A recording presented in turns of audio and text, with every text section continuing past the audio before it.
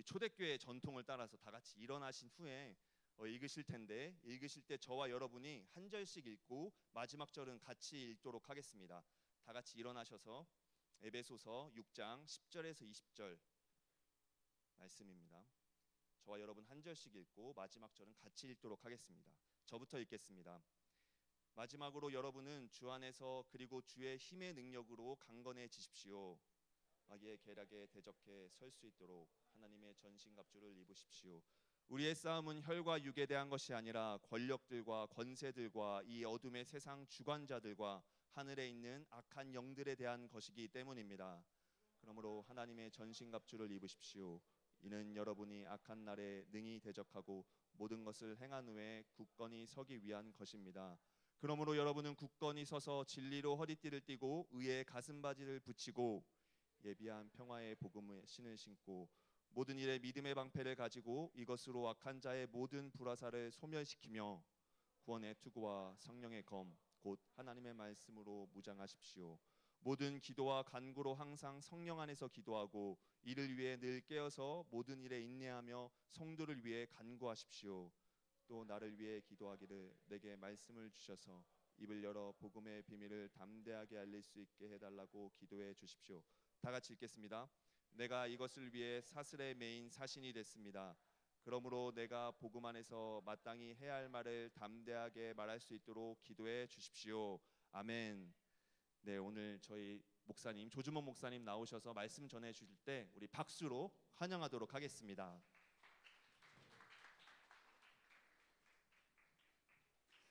네, 제가 지금 허리가 좀 아파서 오늘 세수하다 허리를 삐끗했어요. 또 뭐 나이 들어서 이런 얘기 하지 마시고 우리 하나님이 우리와 함께 하신 줄 믿습니다. 우리 아까 그 찬양 끝부분 한 번 더 할까요? 주는 나 너무 높으니까 한 단계 낮췄어. 주는 나의 피난처 주님을 의지하리.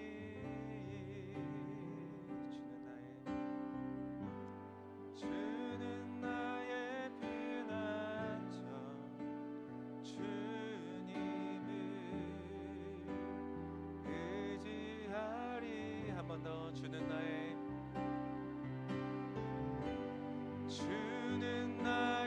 피난처 주님을 의지하리.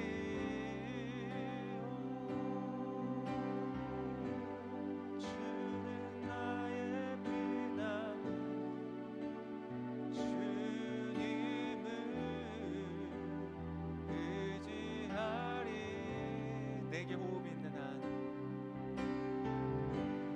내게 호흡 있는 한 주님을 의하리.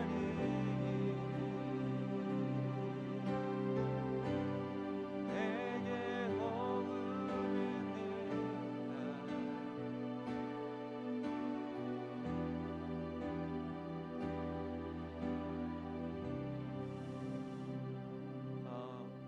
신앙 생활을 하면서 깨달아가는 것이 있는데, 하나님은 여러분이 강하게 서기를 원하십니다. 그래서 때때로 우리의 손을 가르쳐 싸워서 이기게 하시죠. 그래 우리의 삶의 어떤 특정한 고난들을 지나가기도 하시고 어떠한 과정들을 통해서 우리를 훈련시키십니다. 근데 여러분, 사실 그것은 우리의 신앙의 두 번째 단계, 좀 확장된 단계라고 할 수 있습니다. 그거보다 더 앞에 우리의 삶에 어떻게 보면 신앙의 더 본질적인 영역은 무엇이냐면, 내가 강하여져서 내가 싸워서 이기는 것이 아니라 사실 이미 싸워 이기신 그분 안에 거하는 것이에요. 그러니까 우리가 방금 고백한 것처럼 주는 나의 피난처. 근데 우리는 얼마나 많은 경우에 내가 나의 피난처를 만들기 위해서 노력합니까? 그것을 돈이든 재정적인 안정이든 사회적인 지위든 사람들의 사랑을 받고 인기를 누리는 것이든 관계 속에서 누리든 소유를 통해 누리든 지위를 통해 누리든 우리는 어떠한 그것을 가지고 나의 인생의 피난처를 삼기를 원하는 거예요. 근데 여러분, 우리가 싸워서 이기게 하시는 하나님의 역사가 분명히 있지만 그 우리가 생각하는 그런 것이 아니에요. 달라요. 놀라운 승리를 주시고 여러분이 여러분의 삶에 성취를 하게 하실 것이지만 그 이전에 우리는 우리의 피난처가 되신다는 그분이 무슨 의미인지를 알아야 되는 거예요. 그래서 알아 누리는 여러분 되시길 축복합니다. 그래서 여러분 아시겠지만 지금 이 영적 전쟁에 이 쭉 오면서 진리의 허리띠, 의의 가슴바지, 그리고 뭐였죠 지난주? 평안의 신. 이 모든 것들 제가 얘기하면서 여러분이 캐치하셨겠지만 그 모든 것들은 결과적으로 무엇을 말하는가? 예수 그리스도 한 분을 말하는 것이에요. 여러분 예수 그리스도를 알고 계십니까? 그분을 경험적으로, 관계적으로 그분이 당신 안에 살아 계십니까? 그게 가장 중요한, 그분이 나의 피난처가 되시기 때문에 그 이후에 모든 전쟁이 두렵지가 않아요. 난 두렵지 않네. 왜 두렵지 않는가? 만군의 여호와, 그가 나와 함께 하시니까. 여기에서 시작하는 거예요. 거기가 종착점이 아니라 거기에서 시작하는 거예요. 여러분 그것을 누리는 저와 여러분 되시길 축복합니다. 때때로 우리는 너무 다른 것을 집중하여 보고 있기 때문에 하나님이 말씀하셔도 나의 그 필터로 걸러서 듣는 거예요.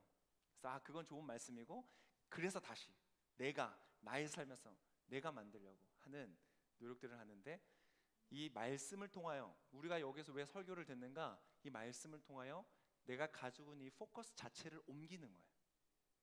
내가 포커스하고 있는 그것이 나의 삶에 이루어지는 것이 이 자리가 아니라, 모든 종교가 그렇죠. 그러나 그거는 하나님이 아니에요. 나의 포커스 자체를 옮기는 거예요. 그러면 여러분의 원하는 것이 여러분의 삶 가운데서 다 이루어질 것입니다. 왜냐하면 여러분의 원함이 바뀌기 때문에. 여러분 자유라는 것은 그런 것입니다. 이제 더 하면은 잔소리가 되니까 오늘 말씀을 같이 한번 보도록. 오늘 말씀은 믿음의 방패에 관한 이야기입니다. 우리 믿음의 방패에 관한 구절을 한번 더 읽겠습니다. 몇 절이죠? 네, 16절. 우리 한 목소리를 같이 읽겠습니다. 시작.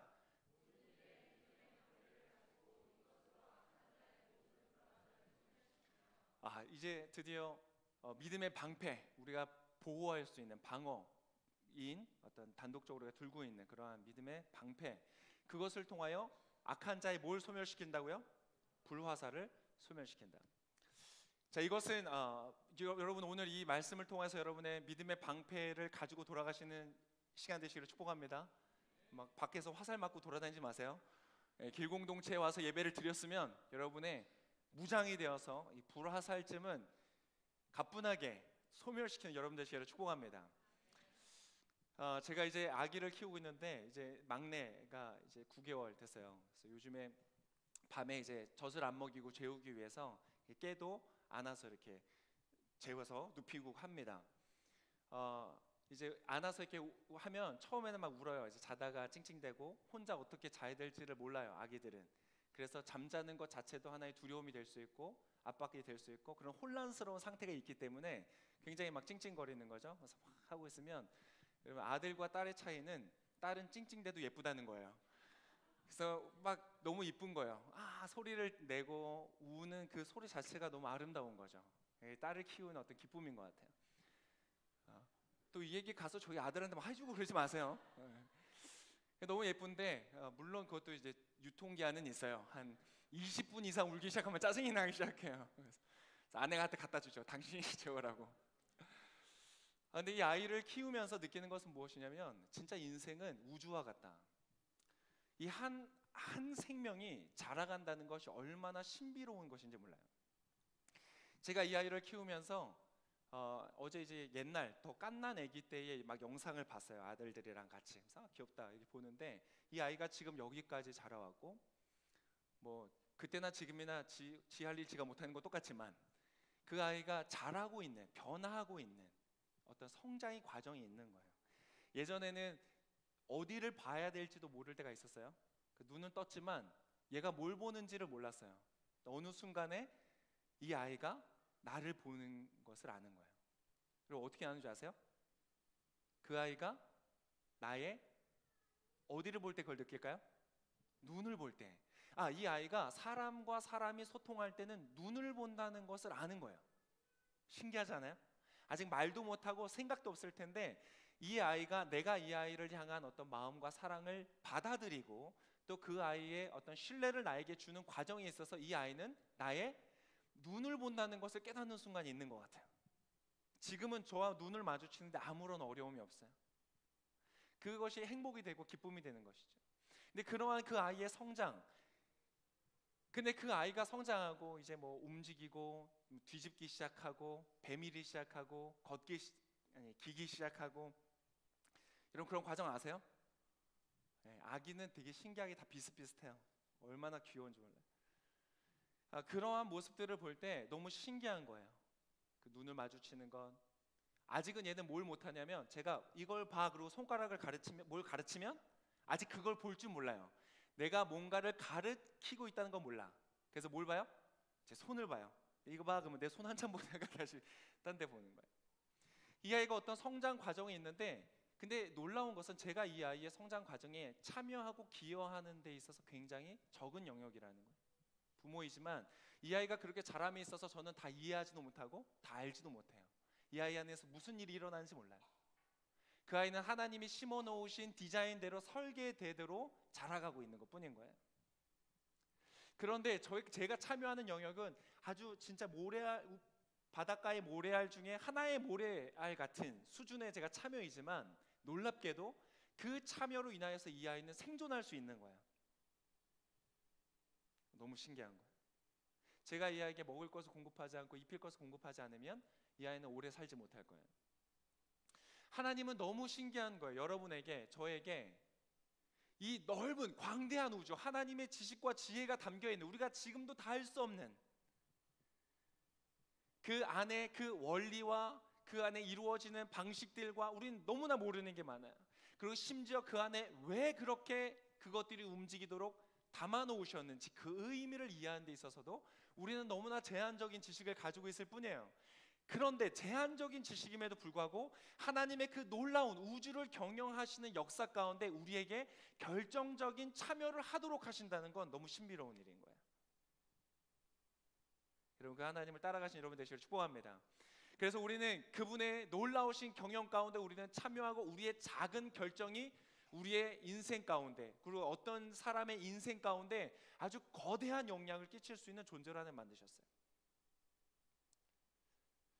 그런데 우리가 다 이해할 수 있는 거대한, 하나님이 너무나 광대하게 만드셨기에 우리가 다 이해할 수 없는 그 위대하고 높으신 하나님의 역사 가운데 우리가 따라갈 때에 우리가 다 이해할 수 없는 그 영역을 비집고 우리의 원수가 공격해 들어온다는 것이, 사단은 바로 거기를 비집고 들어오는 거예요. 비집고 들어와서 어떻게 하냐면 우리와 하나님과의 관계를 분리시키는 거예요. 왜?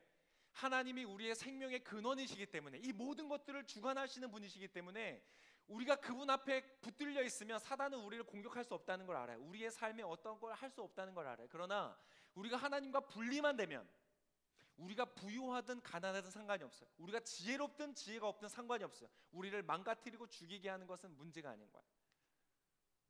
그것이 사단의 목적이에요. 그래서 우리를 분리시키기 위하여 우리를 향하여 화살을 쏘는 거예요. 우리의 다 알 수 없는, 가려져 있는, 베일로 쌓여 있는 많은 영역들 속에 우리에게 주는 것이에요. 그 화살이 무엇이냐면 바로 오늘 이 화살, 적이 우리를 향해서, 여러분의 마음을 향해, 여러분의 생각을 향해서 쏘는 화살은 무엇이냐면 바로 따라해 보겠습니다. 의문의 화살이다. 의문의 화살인 거예요. 의문, 뭔가 의심스러운 질문을 우리 가운데 던지는 것이에요. 정말 그래? 하나님 그렇게 말씀하셨어. 하나님 나를 하나님 형상대로 지음받았대. 하나님 나의 인생을 향해 특별한 계획을 가지고 계시대. 하나님 나의 인생을 보호하신대. 하나님 나와 동행하신대. 정말? 정말 그래? 정말 그럴까? 정말 널 사랑하신다고? 여러분, 이 질문에 화살을 맞았던 사람이 있어요. 누굴까요? 최초의 사람, 하와였죠. 하와한테 의문의 화살을 쐈어요. 야, 정말 하나님이 이 동산 안에 있는 실과는 다 먹지 말라 그랬어? 이것은 뭔가 더 그분을 알고 우리가 모르는 영역을 탐구해 가기 위한 질문이 아니었어요. 이것은 그 하나님의 의도를 의심하도록 만드는 의문의 화살이었어요.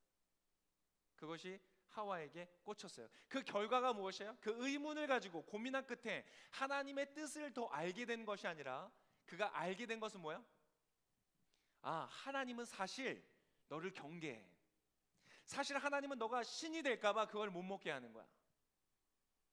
너가 그것을 먹으면 신처럼 될 수 있어. 하나님이 말씀하신 것에 대해 의심하고 믿지 않도록 하는 결과를 가지고 왔고, 그것으로 하와는 하나님으로부터 분리됐어요. 그래서 하와는 영원한 어둠 가운데, 그 이후로 우리 사람은 영원한 어둠 가운데 들어갔던 것이. 여러분, 우리에도 그러한 단순한 의문들이 우리의 마음을 흔드는 것이 굉장히 많아요. 여러분의 마음을 향하여, 생각을 향하여. 자, 이곳에 와서 우리는 주일날 예배를 듣죠. 예배를 드리면서 설교를 막 들어요. 그래서 이곳에서 하나님의 말씀의 은혜를 받고 집으로 돌아가는 길에 여지없이 사단은 여러분의 마음속에 의문의 화살을 날려요. 정말 그래? 정말 하나님을 신뢰하고 정말 하나님을 의지하고. 자, 처음 제가 이 영적 전쟁의 설교를 하면서 진리의 허리띠에 대해서 이야기했어요. 진리의 허리띠. 자, 진리의 허리띠는 무엇이냐? 정말 하나님만이 유일한 진리이시다. 그 인격이신 분, 그분이 이 모든 것들을 만드신 창조주 하나님이기 때문에 그분만이 진리이다 라고 말씀을 드려요. 아멘. 은혜를 받아요. 근데 돌아가면서 적은 우리 안에 화살을 날리는 거 뭐야? 정말? 야, 너 눈을 들어서 봐봐. 야, 이 전 세계 인구 중에 예수님 믿는 사람 3분의 1도 안 돼. 그럼 나머지 그 수많은 사람들의 다양한 삶은 너가 어떻게 해석할 수 있어? 한 번도 기독교를 접해보지 못한 사람은 천국과 지옥과? 지옥과? 정말? 정말 그래? 여러분이 이 전체 우주를 관여하시고 다스리시는 하나님의 그 역사를 다 이해할 수 없는 그 무지의 영역 속으로 사단은 의문의 화살을 날리는 것이. 정말 그분이 진리야? 저마다의 믿음과 저마다의 생각을 인정해주고 존중해주고, 야, 불교 믿는 사람 그 사람 관여하지 말고 그냥 그 인생 살다가 끝에 가게 해. 너는 너 혼자 예수 믿으면 되잖아. 어떠세요? 목사님 그게 맞는 것 같아요. 이런 표정으로 지금 저를 보고 있는 거 아니죠? 그게 우리의 생각에 화살처럼 박혀 있는 거예요. 그래서 그 부분에 내가 확실할 수가 없어요. 여러분, 이 얘기는 그래서 다른 종교에 있는 사람들은 다 지옥 가니까, 안 믿는 사람 다 지옥 가니까 그 사람들을 불쌍히 여기지도 않고, 그 사람들 아니면 그 사람들을 억지로 데려다가 개종시키기 위해서 강요를 하고 억압을 해야 된다라고 말하는 것이 아니에요. 그들을 존중해 줘야 되죠. 그들의 생각과 그들의 결단을 존중해 줘야 돼. 하나님도 우리의 걸 존중해 주시는데 그 생각들은 존중해 줘야 하나, 그러나 내가 믿는 바가 진리라면 진리를 진리로 말할 수 있어야 되는 것이, 그들을 존중하면서도. 근데 우리는 존중한다는 그 그늘 아래 내가 가지고 있는 확신이 아닌 거예요. 정말 그럴까라는 의문이 내 생각 속에 박혀 있는 채 그 길을 향하여 가지 못하는 거예요. 의의 가슴바지에 대해서 이야기했죠. 의라는 것은 뭐예요? 하나님이 디자인하신 원형 그대로 있는 그 모습이 의로운 상태야. 그런데 여전히 우리는 우리의 삶의 의로움을 내가 만들기 위하여 내가 그린 설계대로 내 인생이 되는 것이 의로움이라고 생각하고 그것을 향해서 달려가고 있는 거예요. 정말? 야, 하나님이 너의 인생을 가진 계획대로 살면 너 정말 행복할 것 같아? 야, 예수님 봐. 예수님 마구간에서 태어났어. 야, 너 예수님 따라가면 네 자녀 마구간에서 태어날 줄 모른다. 정말 그게 의로움이라고 생각? 아니야. 그거 너 진짜 신뢰해? 너 하나님 따라가면 너 어디로 갈지 몰라. 하나님 따라가면 네가 사랑하는 그 사람과 헤어져야 될걸? 하나님 따라가면 너는 알지 못하는 어디 청결하지도 않고 깨끗하지 않고 어떤 굉장히 불안전한 곳에서, 안전하지 않은 곳에서 너의 자녀들 키울 거야? 너 하나님 따라가면 그렇게 될지 몰라. 예수님 봐. 그 의문이 박히면, 아, 주님이 나를 향한 계획이 완전하고 그것이 의로움이고, 내가 만드는 것은 아무리 세상적으로 세속적으로 성공하고 화려하게 나를 꾸며도 그것은 하나님이 만드신 의로움에 비하면 누더기와 같다고 말했잖아요. 누더기와 같다고 말해도 아멘, 그렇지만 나가면 누더기가 아직은 너무 좋은 거예요. 누더기라도 주님, 전 이거가 좋습니다. 주님, 그 옷은 목사님 주시죠. 순장님 주시죠. 아직도 우리는 그 의문의 화살에 박힌 채 우리가 마땅히 걸어가야 될 길에 대한 확신을 잃어버린 채 살아갈 수 있다는 것이에요. 그랬던 한 명의 오늘 인물을 조금 제가 소개해 드리려고 합니다. 제가 종종 드는 아주 좋아하는 인물인데 바로 베드로의 이야기예요. 마태복음에 보면 이러한 기록이 있습니다. 마태복음 우리 한번 읽어볼까요? 마태복음 제가 드린 14장 28절에서부터 자, 오병이어의 사건 이후에 예수께서 제자들을 배에 태워서 호숫가로 바닷가로 보냈다고 했죠. 그들은 막 피곤한 하루 종일 사역하고 그러다가 오병이어의 기적을 통해서 어떤 영적인 정점을 찍었죠. 사역의 정점. 모든 사람들이 박수 쳐주고 인정해주고 환영해주고 지지해주고 권력을 얻었다고 생각하는 그 시점에서 하나님이 갑자기 다 끊어버리시고 내보내신 거예요. 여러분 아세요? 여러분의 인생이 여러분이 그토록 추구하는 그 정점의 시간은요, 여러분의 인생의 목적지가 아니에요. 지나가는 과정일 뿐이에요. 그 정점에 올라가면 행복할 것 같죠? 그렇지 않아요. 그거는 지나가는 과정일 뿐이에요. 여러분이 한 일에 대해서 여러분이 완성한 프로젝트 때문에 사람들이 환호하고 박수 쳐주고 좋아하고 당신의 인스타그램에 좋아요를 수백 개를 눌러주고 수천 개를 눌러주고 여러분이 연봉을 많이 받는 그 자리가 여러분의 인생의 목적지일 것 같죠? 정점일 것 같죠? 아니요. 여러분이 지나가는 하나의 과정일 뿐이에요. 거기 너무 오래 머물려고 하지 마세요. 하나님이 여러분을 위하여 계획하신 것은 그 정도 수준이 아니에요. 근데 이 사람들이 거기에 머물고 싶어 하니까 예수님 다 태워서 그냥 보내버리셨어요. 야, 그거 하루아침에 사라진다? 야, 그거 너 인생에 의지할 만하고 의뢰할 만한 거 같니? 아니, 그건 다 사라지는 거야. 들의 풀 같아. 들의 꽃 같아. 그리고 태워 보내셨어요. 그리고 이 사람들이 뭘 만나요? 폭풍을 만나요. 때때로 하나님은 우리의 삶에 폭풍을 허락하실 때도 있어요. 왜? 우리의 의문의 화살이 박힌 채 여전히 세상과 타협하면서 진짜를 살아가지 못하는 가짜의 인생을 살아가는 우리를 깨우시기 위해서. 그때에 예수께서 지나가실 때에 베드로가 나섰던 장면이에요. 이 장면을 한번 같이 읽어보겠습니다. 28절부터 몇 개의 절을 좀 같이 읽겠습니다. 시작.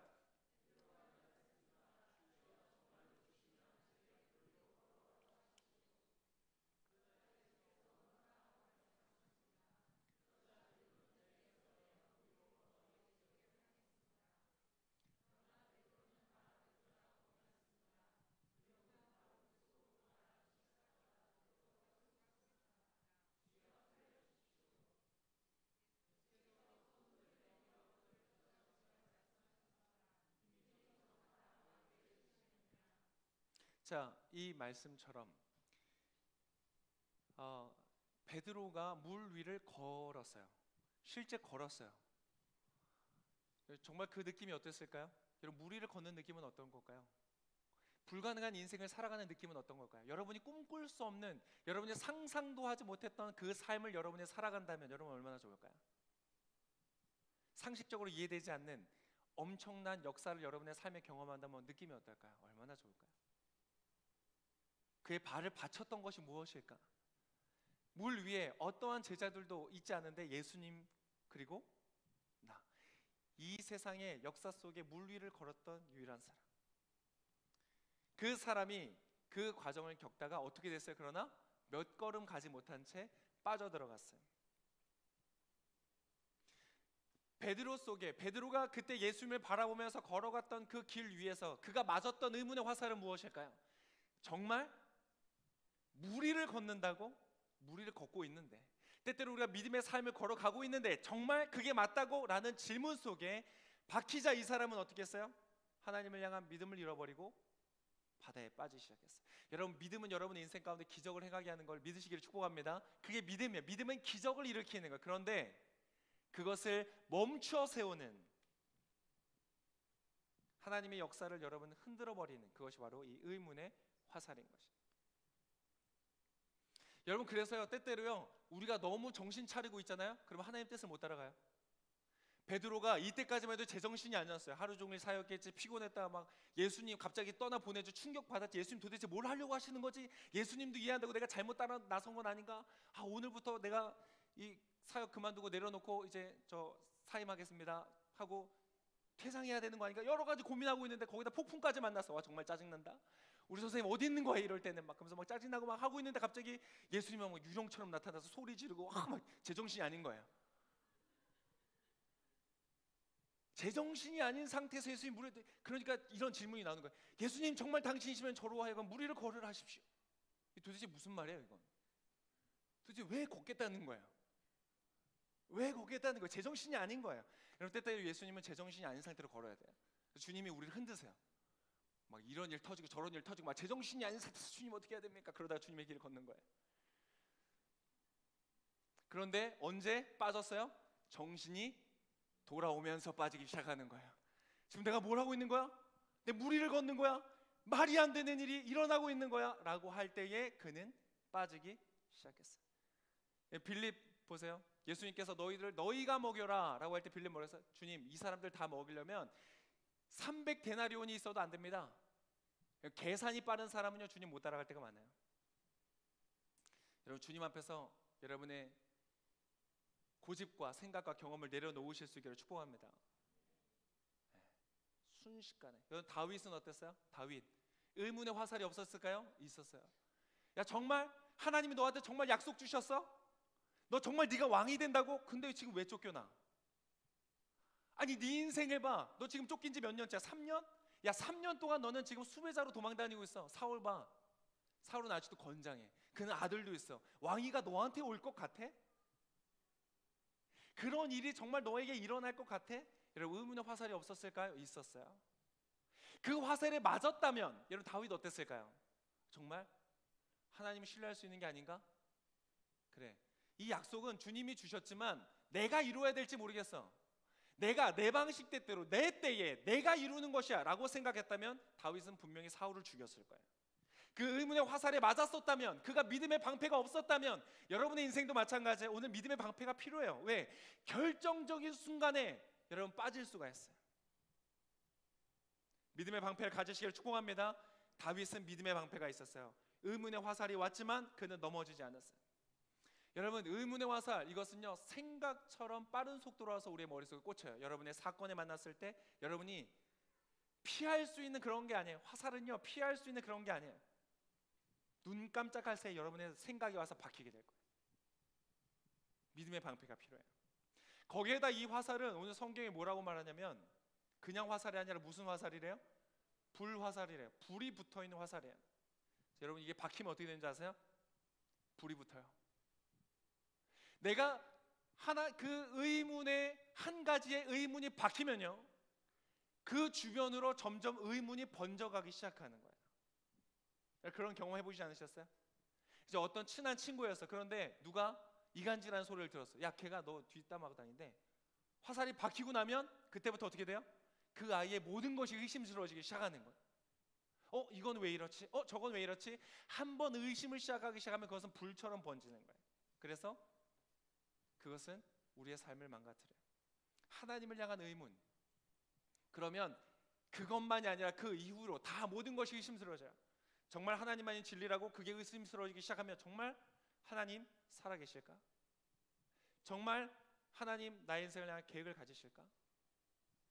나의 의심이 점점 번지기 시작하는 거예요. 근데 여러분 오해하지 마세요. 자, 의문과 질문은 달라요. 의문과 질문은 달라요. 어떤 사람은요 많은 제가 있으면서 많은 지체들과 대화를 할 때 그런 거를 느껴요. 나에게 질문하는 것을 두려워하는 사람들이 있어요. 내 안에 어떤 의문이 있어. 풀리지 않는 어떤 질문들이 있어요. 근데 그것을 말하는 것이 너무 어려운 거예요. 왜? 그걸 말하는 것이 마치 내가 의심하고 있다는 증거인 것 같아서, 불신하고 있는 증거인 것 같아서. 여러분 그렇지 않아요. 여러분 오히려 질문하지 않은 채로 의문의 화살에 꽂힌 채 의심을 하며 살아가는 사람들이 굉장히 많아요. 그런 사람들 오히려 질문하지 않아요. 의심과 질문은 이런 차이가 있어요. 의문의 의자는 의심하다는 뜻인데 그 안에는 믿지 않는다, 두려워한다, 머뭇거린다, 미혹된다 이런 뜻이 담겨 있는 글씨예요. 그래서 의문은요 대부분 어떤 형태로 일어나냐면 속으로 일어나요. 막 말하고 다니지 않아요. 하와가 그 의문의 화살이 자기에게 쏘여졌을 때 정말 그럴까? 정말 주님이 이걸 먹으면 죽는다고 했기 때문에 정말 먹지 말라고 하신 건가? 아니면 사단이 주는 말, 먹으면 신이 되니까. 주님, 사랑하는 주님이 아니라 나를 경계하는 경쟁자와 같은, 나를 억압하고 나를 제한하고 내가 보지 못하게 해서 어떤 특정한 곳에 내가 인생의 자기를 위해서 나의 삶을 소진하도록 만드는 악덕 기업주 같은, 노예의 주인과 같은 그런 존재가 아닌가라는 그 의문이 있을 때 사실 그 질문을 차라리 하는 게 나았었어요. 아담에게 질문을 하고 물론 하나님에게 하기는 좀 어렵겠지만 질문을 하는 것이 필요했어요. 여러분, 그런 의문이 들 때 여러분 질문하세요. 대부분 속으로 하고요, 일방적으로 해요. 그냥 나 혼자 생각하는 거예요. 하와는 아무에게도 대답을 기대하지 않았어요. 혼잣말, 혼자 생각, 닫힌 생각, 나누는 생각이 아니라 닫힌 생각, 스스로의 한계만큼 결론을 내리는 거예요. 내가 이해할 수 있는 범위 안에서 그냥 결론을 내려버리는 거예요. 더 이상 듣지 않아요. 더 이상 내가 지금 이해하고 있는 그 끝에서 결론을 내려요. 여러분, 그럼 주님의 뜻 못 따라가요. 이 의문은 안 믿으려는 마음에서 나오는 것이에요.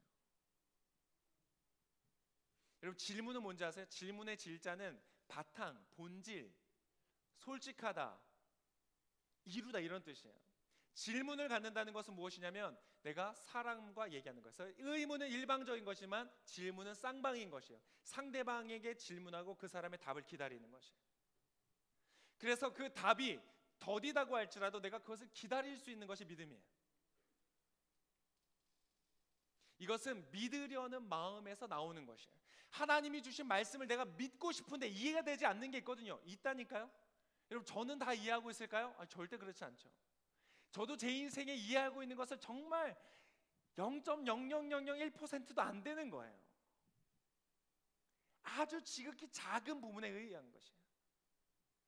제가 아직도 아내랑 살아가면서 놀랄 때가 많아요. 우리 아내가 이런 여자였구나. 이 사람한테 이런 요소에, 이 사람은 이런 사람이 아니었구나. 아직도요, 아내를 안에 있는 모습 그대로 본다는 것이 저에겐 어려워요. 제 안에 저의 경험과 선입견과 편견에 따른 안경들이 쓰여졌기 때문에, 심지어 저는 제 인생을 바라볼 때도 나에 대해서 다 이해 못하는 게 너무 많아요. 아직도 놀라요. 저는 나는 이런 놈이구나. 알아가면 알아갈수록 저는 이상한 사람인 거예요. 바울이 고백한 것처럼 죄인 중에 괴수, 내 안에 얼마나 왜곡되고 깨어진 것들이 많은지 아직도 발견해가는. 여러분, 그런데 제가 인생을 말하고 어떻게 우주를 말하고 어떻게 세상을 말하겠어요? 정말 어설픈 것일 뿐인 거예요. 그러나 그때에 우리가 주님 앞에 뭘 할 수 있어요? 질문을 할 수 있는. 하나님은요, 질문을 기뻐하세요. 질문에 대답하세요. 니고데모가 와서 어떻게 해야 영생을 얻겠습니까? 예수님 대답해 주시는 거예요. 그러나 여러분, 뭐예요? 우리가 질문한다고 해도 주님께서 우리에게 이해시킬 수 있는 것은 범위의 한계가 있다는 거예요. 우리가 질문은 하고 여전히 대답되어지는 않는 질문들이 있어요. 제 안에 많아요. 너무 묵상하지 마세요. 대답이 없는 질문들을 한 편에 그냥 꽂아 넣으세요. 여러분의 생각의 서재 속에 한 곳에 꽂아 넣으세요. 언젠가 주님이 깨닫게 하시는 때가 있어요. 그거 너무 묵상하면요, 점점 질문이 의문으로 바뀌어가요. 여러분, 하나님을 향해서 질문하실 수 있기를 축복합니다. 가룟 유다는요, 한 번도 예수님을 향해 질문하지 않았어요. 그는 질문 없이 대화 없이 망하는 길로 갔어요. 그렇게 갈 필요가 전혀 없는 거예요. 그래서 여러분, 의문과 질문은요, 내가 선택하는 것이에요. 똑같이 몰라, 똑같이 답이 없어. 그런데 내가 의문으로 갈 것인가 질문으로 갈 것인가는 내가 선택할 수 있는 거예요. 여러분, 질문을 선택하실 수 있기를 축복합니다. 의심하느냐 믿느냐는 것은 내가 결단을 통해서 이루어지는 것이에요. 그래서 믿음은요, 어떤 방법과 방식, 여러분, 우리가 살아가면서 얼마나 그럴 때가 많은지 몰라요. 그래서 오늘 이곳에 와서 주님한테 얘기를 드릴 때 내가 어떻게 살면 잘 살까? 내가 어떻게 하면 이렇게 될까? 내가 어떻게 하면 나의 삶의 환경이 좀 바뀔까를 우리 질문할 때가 많아요. 방법과 방식, 어떤 특정한 길에 대해서 물을 때가 많은 것이에요. 그런데 믿음은 그런 것이 아니에요. 여러분, 베드로가 그랬어요. 무리를 걸었어요. 무리를 걷다가 이 사람이 결정적으로 빠지게 된 계기가 있어요. 왜 빠졌을까요? 다시 한번 본문을, 빠지는 장면을 본문을 한번 보여주세요. 30절 같이 읽겠습니다. 시작. 그러나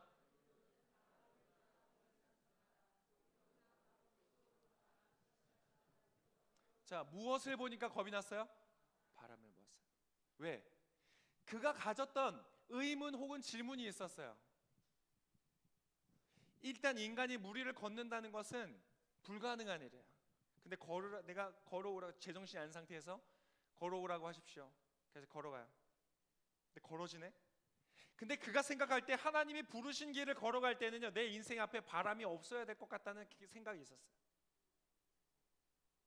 내가 파도가 치는 바다에 발을 내디디면, 하나님이 말씀하신 그 직장 가운데 주의 사명을 가지고 들어가면 사람들이 나를 사랑해주고 사람들이 나를 존중해주고 내가 말하고 뜻하는 것들이 잘 이루어지고 성취되어야 돼요. 나의 회사는 잘 되고 영업이익은 올라가고 관계들은 좋아지고 우리 가족도 화목해지고 뭔가 하나님의 뜻을 따라가면, 내가 생각할 때 파도가 없어야 돼. 그런데 파도가 있는 거예요. 그때 뭐예요? 의문이 들기 시작하는 거예요. 이건 내가 생각한 게 아닌데? 그리고는 바다에 빠지기 시작해. 그리고는 세상 속으로 빠지기 시작해. 적절히 타협하면서 살아가는 거예요. 믿음은 무엇이냐? 무엇을 보는가에 달려있어요. 믿음은 뭐예요? 주님을 바라보는 것이에요.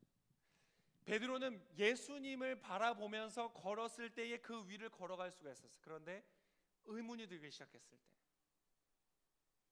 그는 빠지기 시작했어요. 자, 오병이어의 사건과 물 위를 걷는 사건에서의 핵심이 있어요. 핵심 뭔지 아세요? 핵심이 있어요. 다 여러분의 인생 가운데 일어날 사건들이에요. 여러분, 이것은 예수 그리스도를 믿는 사람의 인생 가운데 나타날 일들이에요. 하나님은 여러분의 손을 통하여 오병이어의 기적을 이루실 겁니다. 여러분의 작은 지식, 여러분의 능력, 여러분 별거 없으시잖아요.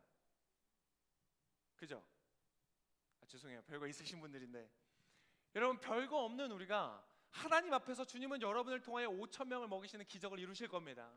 여러분이 생각하지 못했던, 여러분이 할 수 있는 것은 그저 어린 아이가 한 번 먹을 수 있는 도시락이에요. 여러분의 능력은 그거예요. 그러나 주님께 드리면 하나님은 그것에 하나님의 능력을 부으셔서 5,000명, 사람 2만 명의 사람을 먹으실 수 있는 능력으로 사용하실 것입니다. 여러분의 능력은 그저 작은 구멍가게 안에 이룰 수 있는 그러한 능력일지 몰라요. 그러나 하나님께 드리면 그것으로 하나님은 전 세계에 있는 사람들 가운데 나아갈 수 있는 하나님의 놀라운 대기업과 같이 쓰실 줄 믿습니다. 그게 믿음의 길이에요. 그게 하나님이 여러분 가운데 이루실 오병이어의 역사예요. 때때로 어떨 때는 하나님은 여러분의 물 위를 걷게 하실 거예요. 폭풍이 치고 바람이 몰아쳐서 누가 봐도 빠질 만한 상황인데 여러분에 빠지지 않는 거예요. 자기 연민에 빠지고 불안감에 빠지고 좌절에 빠지고 무기력함에 빠져서 그것을 대신 채우기 위해서 마약을 하고 성중독에 빠지고 수많은 다른 것들로 대체하기 위해서 하나님이 만드신 정상적인 인간의 삶의 궤도를 벗어날 수 있는 그런 상황 속에서도요, 여러분 그 무리를 걷는 거예요. 여러분, 그것이 여러분의 인생 가운데 나타날 사건들인데, 여러분 어떻게 할 때 그것이 이루어지는가? 특정한 방식과 방법으로 이루어지는 게 아니에요. 여러분, 예수님이 오병이어의 기적을 왜 이루셨을까? 그래, 예수께서 5,000명의 사람을 먹이시려면 뭐가 필요해요? 떡 몇 개? 5개. 물고기 2마리. 이거구나. 앞으로 떡 10개가 있으면 5개는 버리고 일단 떡 5개가 필요해. 물고기 2마리가 필요해. 그런 건가요? 어떤 특정한 원리를 구할 때가 많아요. 우리가 새벽 예배 나갈 때도 그런 마음에서, 그래 40일을 채우면 주님이 응답을 주시는 건데 하루 빠졌어. 찝찝해. 이것 때문에 안 되는 거야. 1년 기다려야 돼. 또 40일 하려면. 우리는 어떤 특정한 방식을 구할 때가 많아요. 교회 와서 예배 드리고 헌금 바치고 뭔가를 내가 하면 주님이 나에게 주실 거라는 착각 속에 빠져요. 여러분 그게 아니라니까. 신앙은 그게 아니에요. 내가 무언가를 해서 그것에 합당한 결과가 오는 게 아니에요. 그건 신앙이 아니에요. 내가 작은 것이지만 주님을 향하여 신뢰하고 드릴 때 하나님 그것을 놀랍게 사용하시는 거예요. 그래서 제가 영어로 한번 써봤어요. 믿음이라는 것은 무엇이냐? It's not about winds or waves or certain ways. 어떤 그것은 바람의 문제도 아니고 파도의 문제도 아니고 어떤 특정한 방식의 문제가 아니라 It's all about who예요. winds도 아니고 waves도 아니고 ways도 아니고 who is in your boat. 당신의 인생의 영혼의 보트에 누가 계시느냐가 중요한 것이지 어떠한 방식으로 될 거냐가 아니라는 거예요. 믿으시기를 축복합니다. 내가 내 인생에 하나님 주시는 사명을 이루기 위해서 내가 원하는 그림을 그리기 위해서 나는 이 대학을 가야만 했고 저 사람과 결혼해야만 했고 내가 이러한 일과 능력들을 가져야만 하는데 아니에요. 그렇잖아요. 여러분 아무것도 없어도 주님이 여러분의 인생을 향한 계획은 주님의 뜻대로 이루어지는 것을 믿으시기를 축복합니다. 많은 사람들이요 방식과 방법의 문제라고 생각하는 그 의문의 화살에 꼽혀 있는 거예요. 그것대로 되지 않으니까 바람은 멈춰야 되는데 아직도 바람이 불어. 내 삶의 환경이 이렇게 열려야 되는데 아직도 안 열려. 그러니까 하나님의 뜻이 안 이루어진다는 생각을 가지고 살아가는 거예요. 믿음으로 나아가지 못하는 거예요. 의문의 화살에 박힌 채 의심 속에서 살아감으로 하나님의 능력을 경험하지 못하는 거예요. 여러분 오병이어와 무리를 걷는 사건의 핵심 메시지가 뭐예요? 아 오병이어 이거면 주님 됐습니다. 이 능력이면 로마 제국 무너뜨릴 수 있습니다. 사람들 다 열광했죠. 그 방식의 열광이었어요. 이거면 우리가 원하는 목표를 이룰 수 있다고 생각했어요. 이것이 방법이요 이것이 길이라고 생각했어요. 이것이 그들이 원하는 환경이라고 생각했던 거예요. 그러나 주님 그것이 아니었어요. 목표가 아니었어요. 그래서 제가 예전에 읽어드렸던 대로 그 성경의 다른 부분에서는 이렇게 말해요. 마가복음에서는 사람들이 마음이 둔해져 있어서 깨닫지 못하더라고요. 뭘 깨닫지 못했을까? 오병이어의 기적의 핵심은 뭐예요? 예수님이 음식을 막 많이 만들어내가지고 뭔가를 할 수 있다는 것이 아니었어요. 여러분 뭐가 핵심이었어요? 그 방식이 아닌 뭐예요? 그가 누구시냐에 있었어요. 지금 너희들이 마주하고 있는 그 존재가 누구인지를 알려주고 있는 사건이었어요. 나는 하늘로부터 온 만나이며 이 온 우주 만물의 창조자여서 불가능이 없고 나를 따르는 자는 죽어도 살겠고 살아서 믿는 자는 영원히 죽지 아니하리라.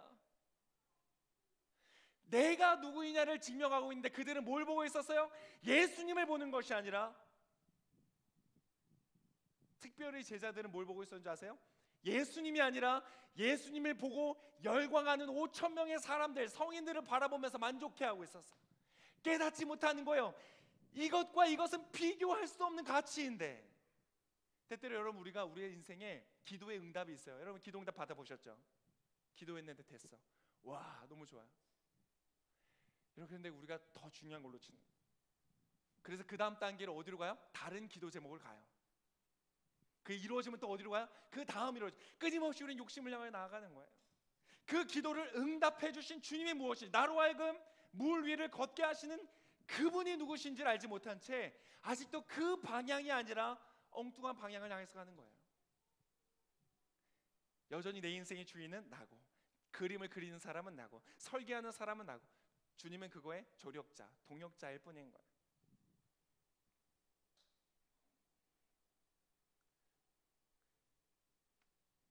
그 핵심에서 오늘 마태복음 방금 여러분이 읽었던 베드로가 무리를 잠시나마 걸었던 그 사건을 통해서 그들이 이제 예수님께서 배에 오르자 어떻게 해요?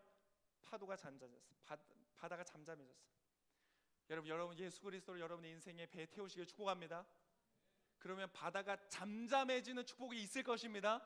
그런데 여러분 그거보다 더 큰 축복은 뭐예요? 바다를 잠잠케 하실 수 있는 분이 여러분과 함께 하신다는 거예요. 할렐루야. 그래서 바다가 잠잠해지지 않아도 괜찮은 거예요. 파도가 있다면 여러분의 인생 가운데 어려움이 있다면 고난이 있다면 기도했는데 응답이 되지 않는다면 주님의 특별한 계획이 있는 거예요. 할렐루야. 그 계획은 합력하여 여러분의 인생 가운데 선을 이루게 될 줄 믿습니다. 그래서 두려워할 게 없는 거예요. 하나님 나와 함께 하시느냐, 그분이 나를 축복하시느냐는 내 삶의 환경, 파도와 바람의 기준이 있지 않다는 거예요. 여러분이 다 알 수 없는 무지의 영역 속에 쏘아 올리는 의문의 화살 속에 여러분 당하지 않으시기를 축복합니다. 그분은 우리를 보호하시고 인도하시고 함께 하시는 줄을 믿습니다. 여러분 놀라운 역사 일어날 거예요. 여러분 예수님 믿으면서 오병이의 기적 한번 경험해 보셔야 되지 않겠어요? 여러분이 가져다 주는 그것을 통해 사람들이 먹고 살아나는 역사 일어난 걸 봐야 되지 않겠어요? 위대한 역사를 이루시는 것. 여러분 이러한 여러분이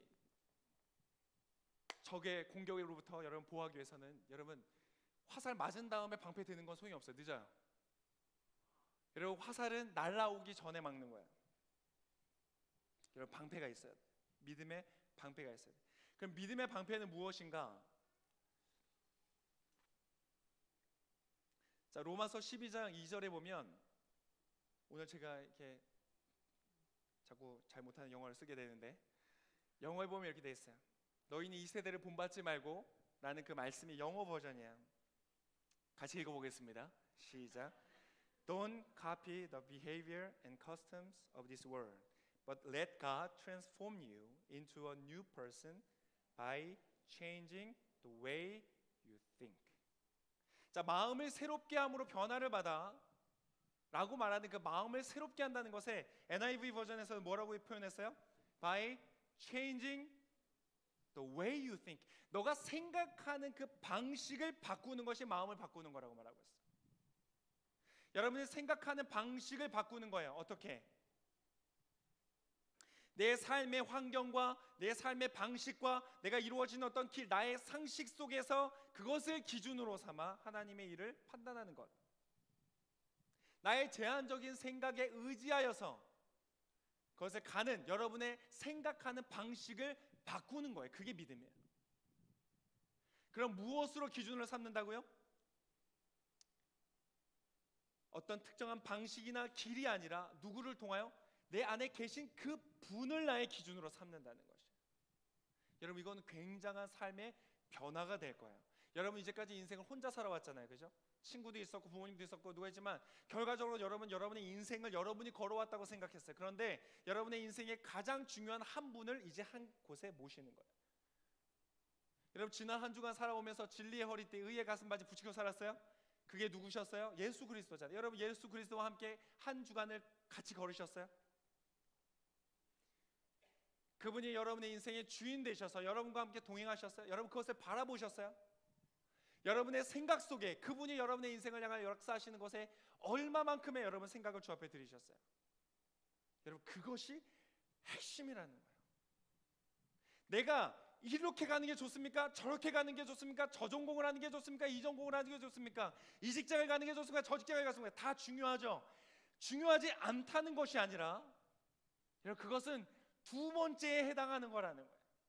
그게 아무리 정확해도 내 적성과 내 재능과 나의 기준과 모든 것이 잘 맞는 직장에 골라 들어가도 거기 이상한 사람이 있으면 어려운 거예요.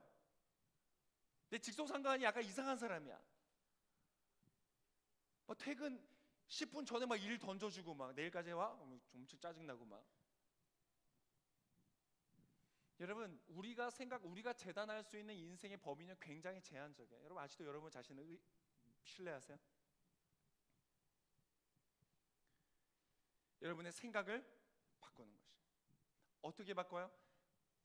여러분 하나의 생각은요, 생각이 반복되면 반복될수록 그 길이 열린대요. 우리가 재작년에 브렉스루라는 수련회 했었어요. 기억나세요? 그때 뇌 얘기 좀 했었죠. 뇌 얘기. 뇌과학자에 의하면 그런 얘기를 하나의 생각이 사이클을 이루고 그것이 반복적으로 이루어질 때 그것이 하나의 길처럼 작용해서 다음부터 동일한 자극이 오면 똑같은 방향으로 생각하게 돼. 자동적으로. 그렇게 걸리는데 뇌과학자에 의하면 21일 소요가 된대요. 그러니까 어떤 생각을 계속하면 생각이 점점 강해지다가 필요한 모든 단백질의 구성이 변화가 된다는 거야. 그 생각하는 방향으로 단백질 육체적인 변화가 일어나는 거야. 그러니까 뭐 게임 중독이나 이런 게 무서운 이유가 그런 것이죠. 실제 뇌의 변화가 일어나는 거야. MRI를 찍어보면. 그래서 완전한 장기 기억을 새롭게 구성하는데 21일 걸린다. 21일 동안 여러분이 한 가지 생각에 집중하면요, 그것이 여러분 안에 길이 되는 거예요. 그럼 그 다음부터는 반응이 자동적으로 와요. 이 21일 동안 생각한 것이 그 과학자의 말에 의하면 무의식적인 메타 인지 영역으로 들어가면요, 자동화라는 과정이 일어나는데 그 다음부터는 자동적으로 그 생각이 되는 거예요. 어떤 사람이 시련을 너무 심하게 당했어, 강하게 당했어. 그리고 버림받았다는 생각이 너무 강해. 그리고 그 생각을 끊임없이 묵상해. 난 버림받았어, 난 버림받았어, 난 버림받았어. 그러면 그것이 메타인지 속으로 들어오고 그것이 하나의 생각의 소통 길이 돼버리는 거예요. 그래서 어떤 사람과 만나다가 이 사람이 약간 피곤해하는 것 같으면 이 사람이 나한테 관심이 떨어진다, 날 버릴 것 같다 라는 두려움이 자동적으로 생기는 거예요. 그런 식의 자동화 인지가 생각나는 거예요. 우리는 인생을 살아오면서 그렇게 살아왔어요. 내 삶의 환경이 너무 중요해. 나에게 끼치는 영향이 너무 중요해. 내가 어떠한 길을 선택하고 내가 어떤 방식으로 살아가느냐가 내 인생에 너무 중요했어요. 그런데 이 모든 것들을 초월하시는 그분을 만난다는 건 너무 크게 큰 변화인 거예요. 내가 이것을 가냐 저것을 가냐 이것을 하냐 저것을 하냐, 이 모든 것들을 초월하셔서 없는 것을 있도록 만드시고 있는 것도 없도록 만드시는 그분을 만나고 그분을 따라간다는 것이 너무나 어려운 일이 된다는 것은 당연한 거예요. 여러분, 그러나 그곳에서 여러분의 믿음의 방패를 만드실 수 있기를 축복합니다. 베드로는 오늘 시도했어요. 어떻게 시도했어요? 무리를 걸었어요. 여러분, 이 과정이 여러분한테 필요해요. 무리를 걷는 거예요. 여러분, 걷지 않으면 생기지 않아요. 걸어야 돼. 무리를 걷고 빠지게 될 거예요. 여러분, 좋은 마음으로 순장했다가 이상한 순원 만나서 너무 힘들다, 주님 나 진짜 이 길 아닌 것 같아, 그리고 포기할 때 있어요. 그럴 수 있어요. 여러분, 그러나 순장을 해야 돼요. 지금 순계편 시점이라서 말하는 거 아니고, 여러분의 인생에 있어서 두려운 순간이 있어. 내가 정말 이거 했다가는 회사에서 잘릴 것 같아.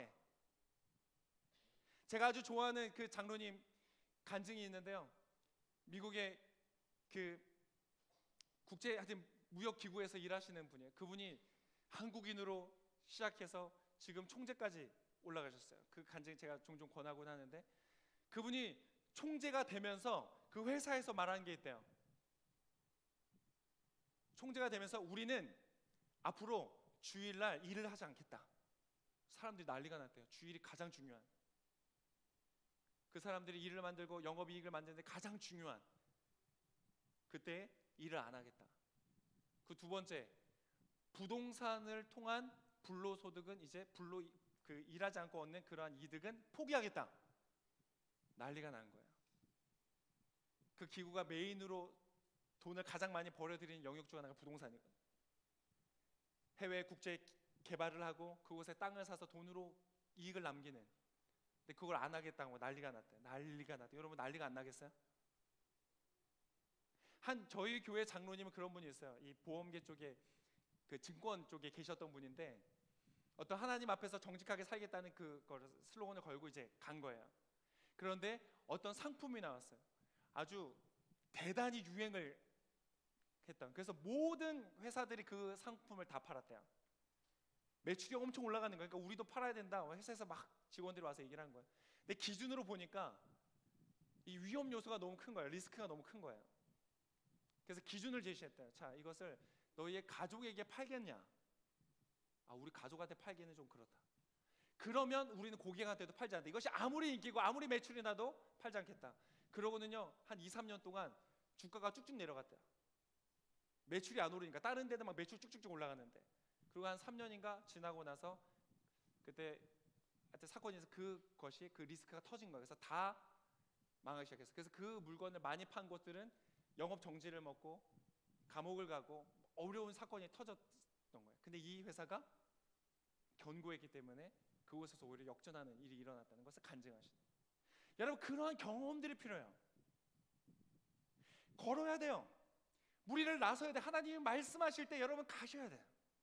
두려워도 그 길을 걸어가보고 하나님의 역사를 경험해보고, 그렇게 나의 생각이 바뀌어질 때, 내가 판단하고 내가 생각했을 때는 망하는 것 같지만 주님 말씀하실 때 가면 하나님은 능력이 있으셔서 나의 인생 가운데 기적을 베푸시는 하나님이시구나. 할렐루야. 그것을 내가 믿고 경험할 때에 그 작은 경험 하나하나가 나의 삶의 생각에 고속도로를 내는 거예요. 믿음의 방패를 세우는 것이 두터워지는 거예요. 그 다음부터 사단이 의문의 화살을 쏴도요 당하지 않는 거예요. 불 화살의 이 불이 꺼져버린다는 거예요. 그것을 꺼트려버려라. 믿음의 방패로 꺼트려버려라. 이렇게 그 믿음의 방패가 두꺼워지게 해서 여러분의 생각에 믿음의 고속도로가 두꺼워지기 위하여서 오늘 주님 말씀하시는 그것에 순종하여 한 걸음 나아가실 수 있기를 축복합니다. 가는 거예요. 걸어갈 때 무엇을 보고 걸어가는 거예요? 환경과 나의 계산과 사람들의 말과 사람들의 조언과 이것들을 가지고 총체적으로 판단하는 것입니다. 여러분 다 필요 없다고 말하는 것이 아니에요. 그것을 듣고 참고해야 될, 이 땅을 살아가는 원리들을 우리가 알고 있어야 돼요.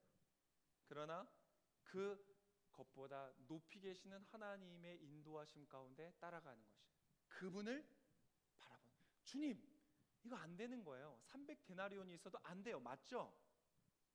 그러나 주님이 너가 먹여라라고 말씀하시면 주님께서 먹이게 하신다는 것을, 그 능력을 주신다는 것을, 그분을 바라보면서 나가는 거예요. 방법은 몰라요. 여러분 오병이어가 아니었으면 못 먹이셨을까요? 어린아이의 도시락조차 없었다면 못 먹이셨을까요? 돌이라도 떡으로 못 만드셨을까요? 아니요. 주님은 방법이 있어요. 그분은 창조자세요. 내가 생각하는 그 범위보다 훨씬 높으신 분이에요. 여러분 예수님 저는 무리를 걸었다는 게 아직도 이해가 안 돼요. 뭐하러 걸으셨을까? 아니 어디 가서 말하기가 부끄러운 거예요. 예수님, 내가 믿는 예수님 무리를 걸으셔. 약간 이상하잖아요. 그래 물을 왜 걸으셨어? 뭐 급하셨어? 배가 없었어? 몰라, 그냥 걸으셨어.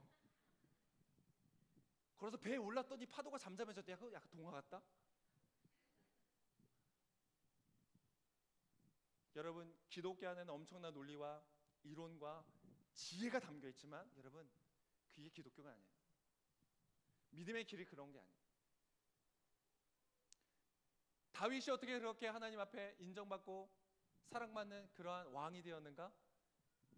그가 지혜로웠고 용맹했고 재빨랐고 돌팔매질에 뛰어났기 때문에 골리앗을 넘어뜨렸을까요? 돌팔매질이 아니었다면 골리앗을 넘어뜨릴 수가 없었을까요? 아니, 그렇지 않아요. 여러분 주님은 여러분의 인생 가운데 하실 수 있는 방법이 무수히 많다는 것을 믿으시기를 축복합니다.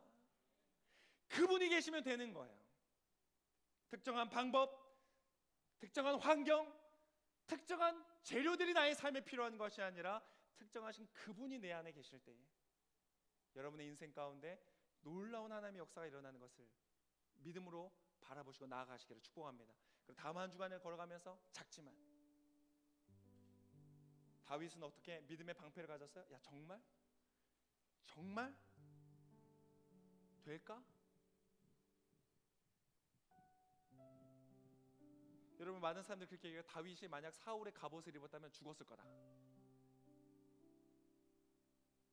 방식적으로 봤을 때 다윗은 근접전보다는 멀리서 싸우는 것이 훨씬 전략적으로 맞았다. 그렇지 않아? 덩치가 워낙 차이가 나니까. 우리가 그렇게 과학적으로 분석할 수 있어요. 근데 그래서 이겼을까요? 아니요. 그가 사울의 갑옷을 벗을 때 그가 지혜로워서 벗은 것이 아니라 믿었기 때문에 벗은 거예요.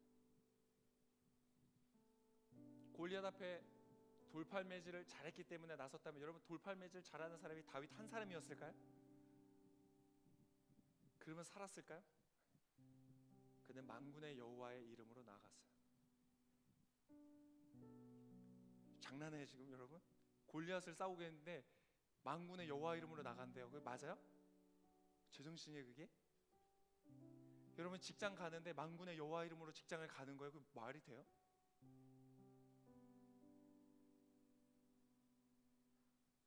여러분 말이 안 되는데요. 역사는 돼요. 오병이어 말은 안 되는데 역사는 돼요. 주님께서 여러분의 삶에 역사하시면 되는 줄을 믿습니다.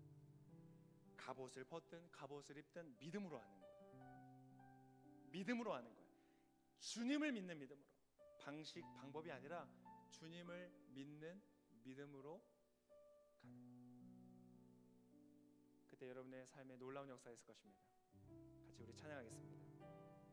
아까 우리 찬양했던 산이 변하든지는 난 두렵지 않네. 가사를 같이 묵상하시면서 여러분 믿음으로 바라보시는 거예요. 의문의 화살, 불화살에 당하지 않고 믿음의 방패를 견고하게 하기 위하여 오늘 작지만 작은 것에 나의 도시락을 한번 드려보는 거예요. 골리앗과는 아직 못 싸우지만 작은 승냥이 새끼 이리와는 싸워보는 거예요. 주님을 믿음으로 여러분의 믿음의 고속도로, 믿음의 방패를 두꺼이 하여서 여러분 악의 불화살을 이기고 승리한 여러분 되실 것입니다. 같이 우리 찬양하겠습니다. 땅이 변하든지 산이 흔들려도 난 두렵지 않네. 여러분 이건 이상적인 얘기예요. 두려워할 수밖에 없는 상황이에요. 바다 솟아나고 폭풍 몰아쳐도 난 두렵지 않네. 만군의 여호와 함께 하시니 난 두렵지 않네.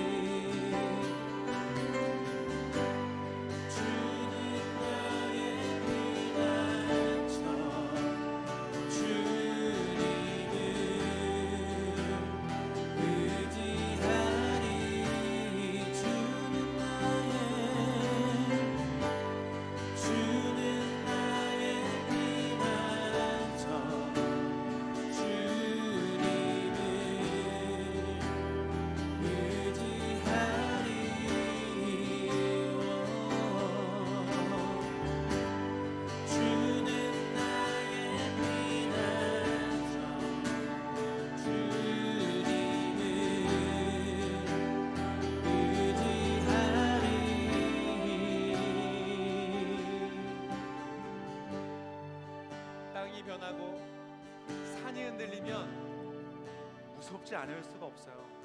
그런데 왜 어떻게 두렵지 않을 수가 있을까요? 그가 주목하고 있는 것이 땅이 아니기 때문에 그래요. 주목하고 있는 것이 산이 아니기 때문에 그래요. 주목하고 있는 것이 여러분의 인간 관계가 아니고, 여러분이 주목하고 있는 것이 여러분의 직장 속에서의 결과가 아니고, 여러분의 연봉이 아니고, 여러분의 어떤 다른 것이 아니기 때문에 가능한 거예요. 그분을 바라보시기를 축복합니다. 사단이 하와에게 쏘았던 의문의 화살은요, 방식의 의문이 아니었어요. 선악과를 먹느냐 안 먹느냐, 그게 아니에요. 여러분, 그 본질이 무엇인 줄 알아요? 하나님이 너를 정말 사랑하실 것 같냐? 하나님은 너를 경계하시는 거야. 그분을 향한 의심이었어요. 여러분, 주님을 신뢰하시기를 축복합니다. 하나님은 여러분을 너무 사랑하십니다. 하나님이 여러분을 통하여 오병이어의 기적을 이루기를 원하십니다. 여러분을 통하여 무리를 걷게 하시기를 원하십니다. 여러분을 통하여 놀랍고 하나님의 풍성하신 기적을 여러분의 인생 가운데 맛보게 하실 줄을 믿습니다. 그것을 여러분의 삶의 환경과 어떤 길과 어떠한 다른 것으로 판단하거나 기준으로 삼지 말고, 여러분 안에 거하시는 예수 그리스도를 바라봄으로 믿음으로 한 걸음씩 걸어가는 여러분의 인생 되시기를 축복합니다. 하나님께서 이번 한 주간 또한 여러분의 인생 가운데 놀랍고 아름다운 역사를 이루실 것입니다. 하나님 아버지, 시간 주님을 바라봅니다. 내가 주님을 바라보고 이 땅의 환경과 세상의 것들을 바라봄으로 흔들리지 아니하고 믿음의 방패를 가지고 끝까지 승리하는 거룩한 인생 되어주도록 역사하여 주시옵소서. 우리 두 손 들고 주여 한번 외치며 동성으로 기도하겠습니다. 주여. 아멘. 주님